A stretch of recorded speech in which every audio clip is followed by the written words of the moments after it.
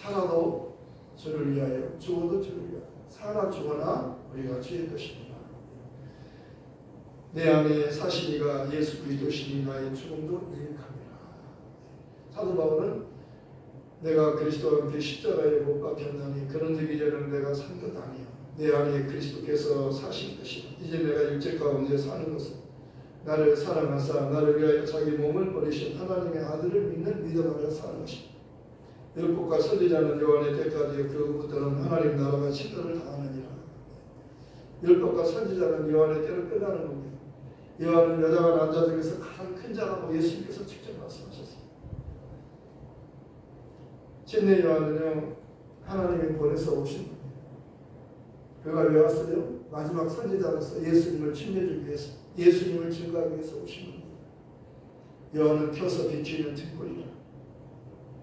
오늘 말씀하잖아요. 나는 사람에게서 영광을 취하지 않는다. 침례 요한의 증거는요 등불과 같은 거예요. 등불. 햇볕 앞에서 등불이 비교가 안 돼요. 예수님은 침례 요한의 증거를 받기를 원하는 것이 아니고 아버지의 증거와 성령의 증거를 원하셨다. 그래서 아버지께서 나를 증거하신다 그러죠.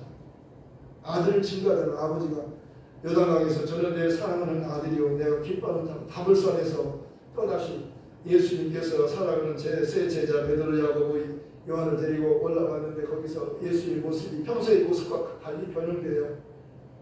하얀 모습으로 번쩍번쩍 빛나는 모습으로 예수님의 모습이 빛이 나는 거예요. 평소의 모습과 달리 빛이 나는 겁니다.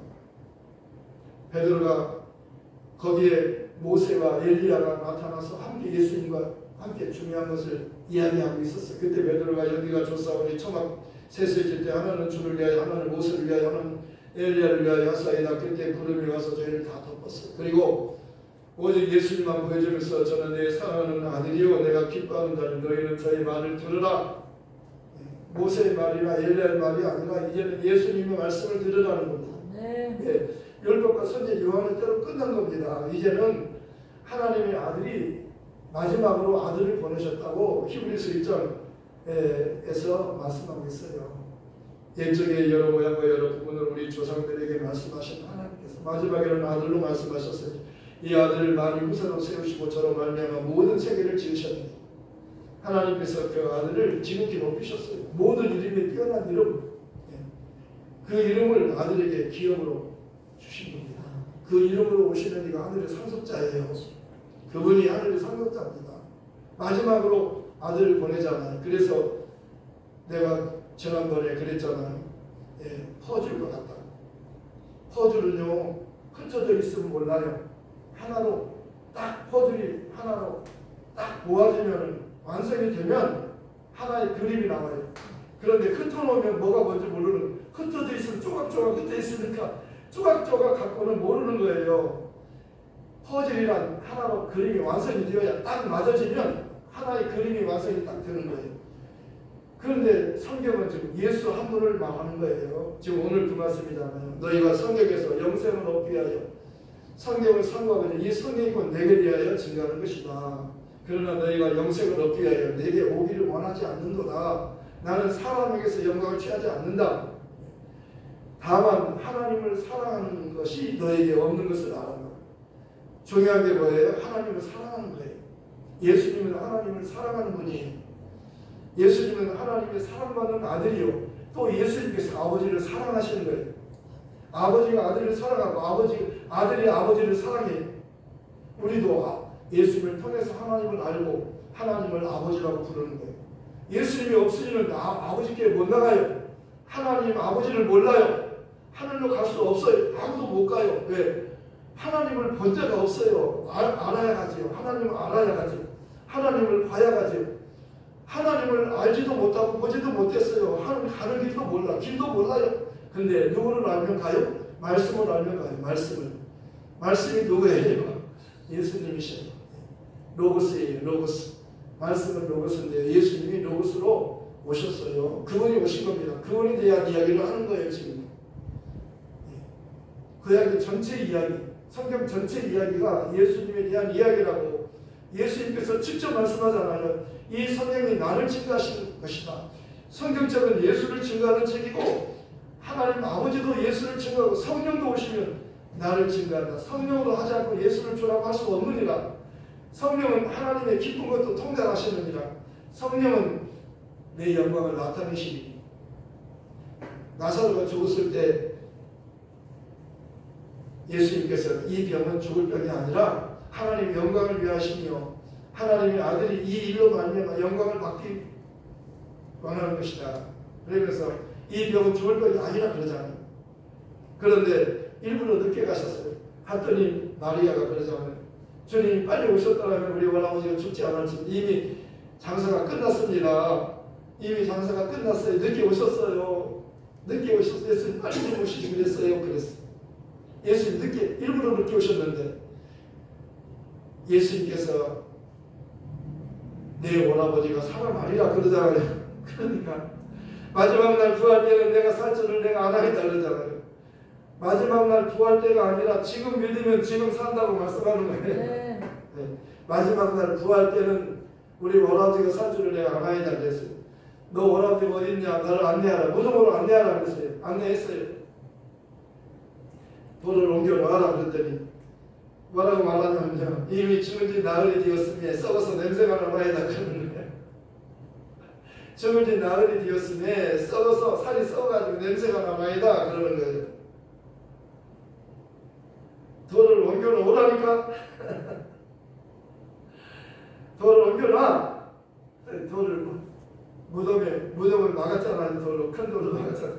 돌을 옮겨놨어요. 그랬더니 예수님께서 하늘을 바라보시면서 아버지께는 모든 것이 가능하오니 이 잔을 내게서 옮기시옵소서. 그렇게 기도하신 예수님께서 아버지 내가 이렇게 기도하는 것은 여기 둘러서 무리로 하여금 저희가 내가 하나님이 보내신 자임을 그리스도이심을 저들로 믿게 하기 위함입니다 하면서 기도하시고 나사로야 나오너라 말씀하시니까 죽은 나사로가 자기 발로 죽은 자가 배로 동인채로 걸어 나오는 거예요. 풀어놔 다니게 하라 풀어주어라 살았으니 풀어주어라. 그래서 하나님이 영광을 돌렸던 겁니다. 이 병은 죽을 병이 아니요 하나님의 영광을 위하며 하나님의 아들이 이 일로 말미암아 영광을 받으시기 위함이다. 하나님의 아들이 예수님이 하나님이 보내신 자이기 때문에 죽은 자를 살릴 수가 있고 죽은 자가 살아나면 예수님 말씀에 의해서 그가 살아나면 하나님 아버지의 영광이 되는 거예요. 아멘. 예수님을 통해서 하나님 아버지가 영광을 받으시게 되는 겁니다. 오늘 말씀이 그 말씀이잖아요. 너희가 성경에서 영생을 얻기 위하여 성경을 상고하니 너희가 왜 성경을 보냐? 왜 성경을 보느냐? 영생을 얻기 위해서 성경을 보지 않느냐? 성경은 영생을 우리에게 약속한 책이에요. 이 세상 책은 영생을 말하는 책이 없어요. 성경책만이 유일하게 영생을 말하는 겁니다. 성경은요 하늘나라에 대해서 말하는 겁니다. 성경의 주제가 하늘나라잖아요. 그것은 영생이 있는 곳이에요. 다시는 죽음이 없고 다시는 아픔이 없고 다시는 눈물이 없는 곳이잖아요. 그곳에서 예수님이 오셨다가 예수님께서 가셨어요. 그리고 우리를 위하여 처소를 준비하고 계시는 주님께서 처소가 다 준비가 되시면 우리를 데리러 다시 오시겠다는 겁니다.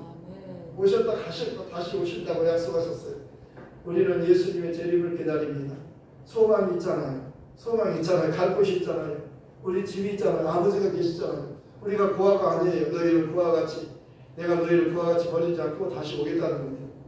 우리는 고아가 아니고 아버지가 있어요. 그러니까 하나님 말씀을 들으면 우리에게 소망을 갖게 되는 것입니다. 믿음은 들으면서 나며 들음은 그리스도의 말씀으로 말미암느니라.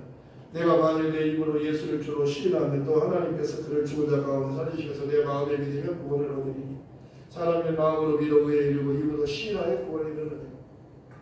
오늘 5장에 그 베데스다 연못가에서 38년 된 중풍병자가 있었어요. 천사가 내려와서 가끔씩 못을 움직이는데 그때 물이 움직일 때 어떤 병이라도 어떤 병에 걸렸어도 먼저 연못에 들어가면 다 치료가 되는 거예요. 어떤 병도 다 치료되는 거예요.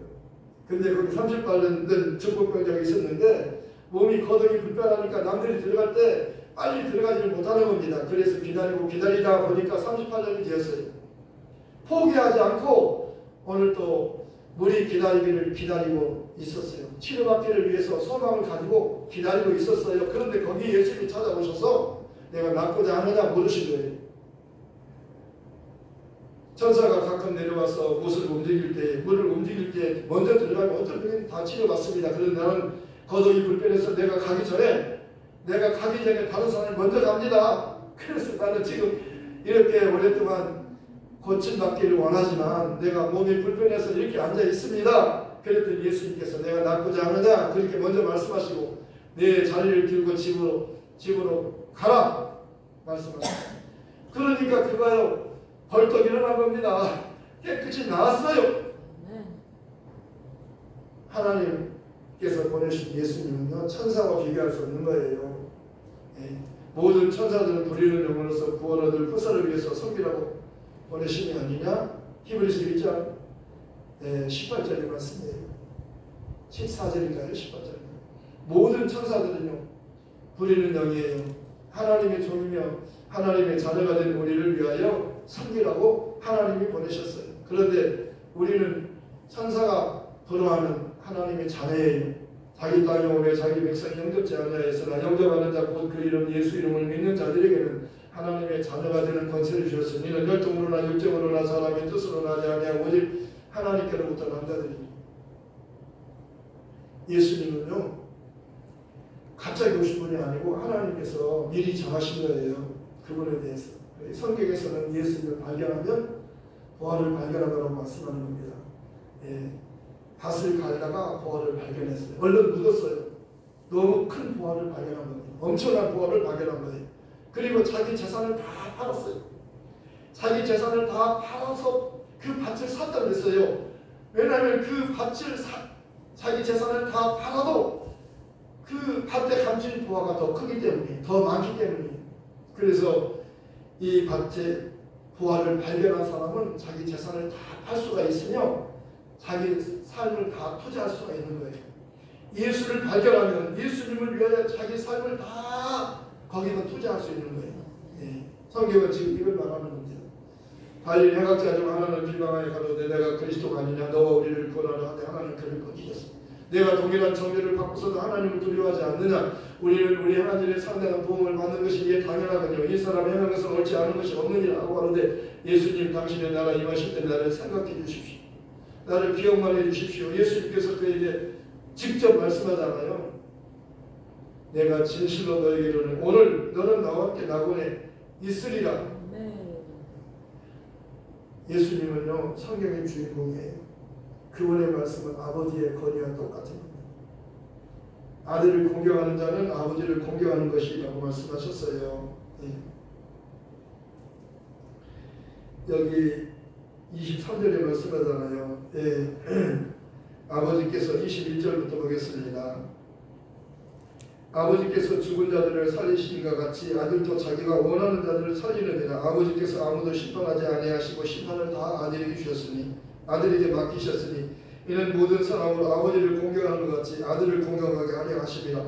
아들을 공경하지 아니하는 자는 그를 보내신 아버지를 공경하지 아니하느니라. 내가 진실로 너희 이르노니 내 말을 듣고 또 나 보내신 이를 믿는 자는 영생을 얻고 심판에 이르지 아니하느니 사망에서 생명으로 옮겼느니라. 사망에서 생명으로 옮겼느니라. 예수님 말씀하시니 물이 변화의 포도주가 되고 예수님 말씀하시니 소경이 눈을 뜨고 예수님 말씀하신 죽은 나서 살아나고 예수님 말씀하시니 거친 파도가 잠잠게 되고 예수님 말씀하시니 내가 낫고자 하느냐. 베데스다 영국까지 38년 된 중국병자가 즉시 자리를 들고 일어나 걸어가라 하니까 즉시 고침을 받은 겁니다. 예수님 나에게도 말씀하셨습니다. 새롭게 변화시켜 주소서. 성경은 예수님에 대해서 말씀하고 있어요. 물을 떠난 물고기가 혹시 살지 몰라도 예수 떠나시면 사는 법이 없다. 예수님 내 주여 내 중심에 오셔서 나 주님 한 분만으로 만족하옵니다.